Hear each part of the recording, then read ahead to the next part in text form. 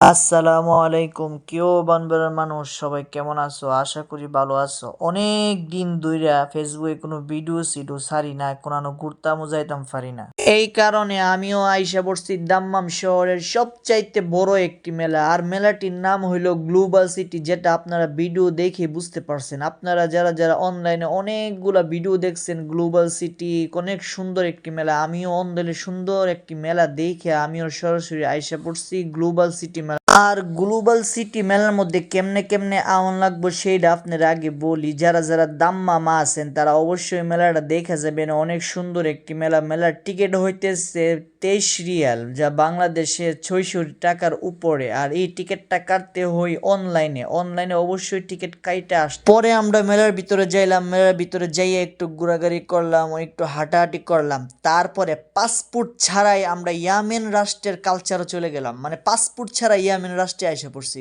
যদি আমরা সরাসরি ইয়ামেন রাষ্ট্রে যাইতে চাই তাহলে পাসপোর্ট লাগাও, ভিসা লাগাও, তারপরে টাকা তো আছে। আর আমরা পাসপোর্ট ছাড়া ইয়ামেন রাষ্ট্রে এসে পড়ছি। কত সুন্দর, মানে ইয়ামেন রাষ্ট্রের কালচার ইয়ামেন রাষ্ট্রের কালচার দেখতে দেখতে আমরা সুন্দর একটা প্লেসে এসে পড়ছিলাম। তারপর এখান থেকে আমরা আরেকটা রাষ্ট্রের কালচার চলে গেলাম, সেটার নাম হচ্ছে ইন্ডিয়া, যেখানে আরবিতে লেখা আল হিন্দ আর ইংলিশে লেখা ইন্ডিয়া, মানে ইন্ডিয়ার কালচারের ভিতরে আমরা বেশিক্ষণ থাকি নাই, কারণ ইন্ডিয়ার কালচার আমার একদমই ভালো লাগে না। আমি একদমই ঘৃণা করি ইন্ডিয়ার কালচারকে। যাই হোক, আমার কাকা আরেকটা নতুন রাষ্ট্রের কালচার নিয়ে গেছে, সেটার নাম অবশ্যই আপনারা দেখতে পাচ্ছেন, সেটার নাম হচ্ছে তুর্কি।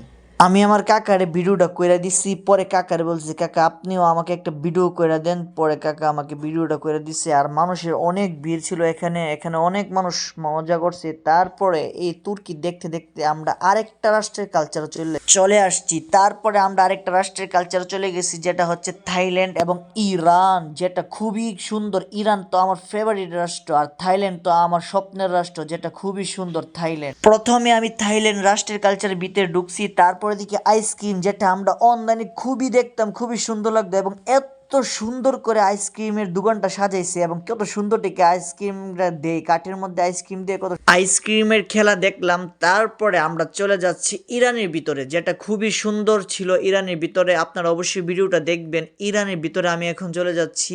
ও মাই গড, ইরান এত সুন্দর, মানে ভাবা যায় কত সুন্দর ইরান। আমার তো এখানে থাকতে মন চাইছিল, কিন্তু কিছু করার নাই, চলে আসতে হয়েছে। কিন্তু দেখেন ইরানের জিনিসটা কত সুন্দর জায়গা, কি সুন্দর লাইটিং দেখে দইরা সব কিছু করছে। আপনারা নিজ চোখে না দেখলে বুঝতে পারবেন না যে কত সুন্দর করে দাম্মাম গ্লোবাল সিটিটা এত সুন্দর করে সাজাইছে, এত সুন্দর মেলা। আর এই মেলার মধ্যে একটা ইন্টারেস্ট বিষয় হচ্ছে, কেউ কাউকে কিছু বলছে না, যে যার মতো করে সুন্দর করে ঘুরতেছে, ছবি তুলতেছে, কেউ কাউকে কিছু বলে না। আর একটা বিষয়, এখানে কোনো মারামারি নাই, এখানে কোনো ঝগড়াঝাটি নাই, এখানে শুধু যে যার মতো ঘুরো, বাস এতটুকুই এখানে। তারপরে আমরা ঘুরতে ঘুরতে একটা জায়গায় চলে গেলাম, যেখানে এটার ভিতরে একটা গ্লোবাল সিটির লোগো আছে। এই লোগোটার মধ্যে কিছুক্ষণ আমরা ঘুরছি, তারপরে ছবি টবি তুলছি, ভিডিও করছি। তারপরে আমরা সুন্দর একটি গাছের মধ্যে চলে গেছি, যে এই গাছটা খুবই সুন্দর, পুরো গাছটা লাইটিং দিয়ে ভরা, এবং আমি এখানে ভিডিও করছি।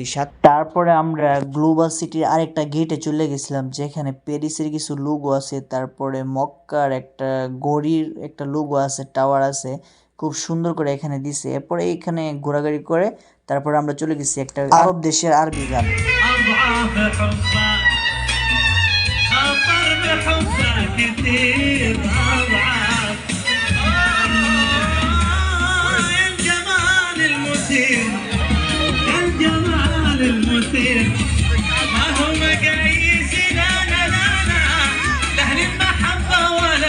গান শুনে তারপর চলে গেছিলাম আমরা আরেকটা রাষ্ট্রের কালচারও অনেক সুন্দর। চাইনা ভিতরটা আমরা ভিডিও করতে পারি নাই অথবা করি নাই। আর তারপরে চলে গেছি কাতার, মানে কাতার এটা একটা রেস্টুরেন্ট, এখানে সবাই খাওয়া দাওয়া করছে, রেস্ট নিছে।